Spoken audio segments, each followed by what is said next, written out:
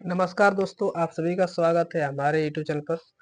देखिए आज कक्षा 10 का एक काफ़ी बेहतरीन सवाल है, आपकी स्क्रीन पर दिख रहा होगा।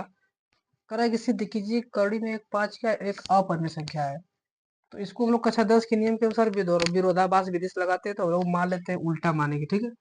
तो है अपरिमेय संख्या, लेकिन मैं मान लेता हूँ अगर ये परिमेय संख्या होती तो मान लेंगे माना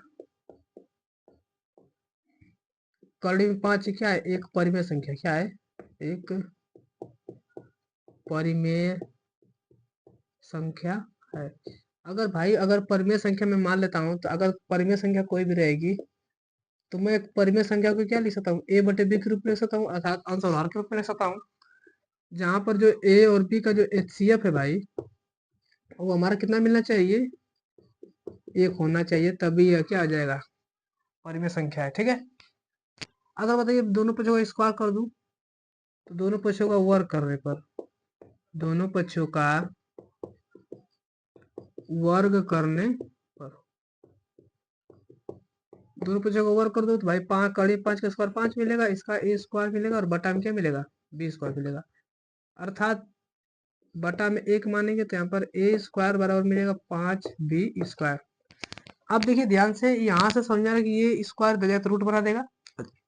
अच्छा, जिस संख्या का स्क्वायर 5 से कट जा रहा है, वो संख्या भी 5 से कटनी चाहिए, कट जाएगी, 100% है। तो इसको देखने पर समझ में आ रहा है कि ये किससे कट जा रहा है, 5 से कट जा रहा है, इसीलिए जो ए 5 से भाज्य क्या है भाई, भाज्य है। तो समझ में आ रहा है कि ए 5 से कट गया है, करने का मतलब ये है। अब इसी को मैं पुनः अब लिखूंगा, तथा मैं ए बराबर 5 से अपने से मानूंगा कोई भी संख्या, देखिए, या फिर आप मान लीजिए, याद करिए, आपको ये तरीका इसी तरह आपको सवाल में लगाना है, ठीक है। एनसीईआरटी में इसकी इसी तरह सोल्यूशन है दिए। दोनों पक्षों का स्क्वायर कर देंगे, तो दोनों पक्षों का स्क्वायर कर दो भाई, दोनों पक्षों का वर्ग करने पर, तो वर्ग कर देंगे तो ए स्क्वायर का ए स्क्वायर बराबर 5 का स्क्वायर 25 और सी का स्क्वायर सी स्क्वायर हो जाएगा।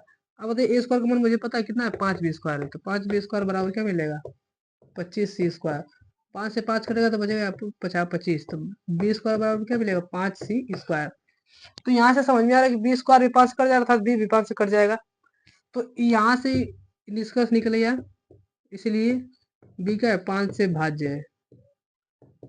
अब यार एक बात बताओ कि ए भी का 5 से कट जा रहा है, बी भी कट जा रहा है 5 से, तो इसका मतलब 5 हुआ, ये कहाँ से हुआ।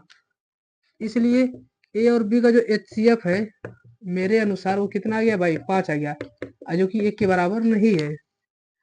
इसलिए हमारी अवधारणा गलत है, हमारी अवधारणा गलत है, क्या है, गलत है। अच्छा, हमने अवधारणा क्या मानी थी, परिमेय संख्या, तो परिमेय संख्या ना अब क्या बोलेगी, अपरिमेय संख्या हो जाएगी। इसलिए कड़ी 5 एक क्या है, अपरिमेय संख्या है, ठीक।